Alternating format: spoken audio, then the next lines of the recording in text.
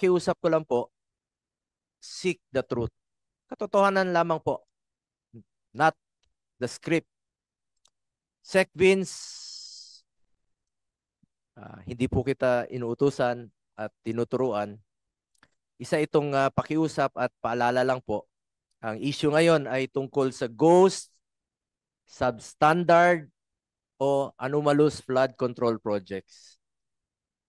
Kung wala kang sinisino-sino o pinipili, kasuhan nyo po at pakulong kaagad yung mga totoong mastermind. Yung totoong buhaya.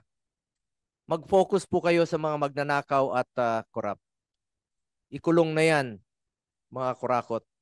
Alam kong kilala mo sila. Di mo pa siguro mapangalanan, pero pakiusap ko po, tumbukin nyo po. Tumbukin nyo po. Huwag nang paligoy-ligoy pa.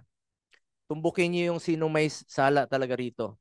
Tumbukin mo yung mastermind at huwag sanang ilihis yung issue.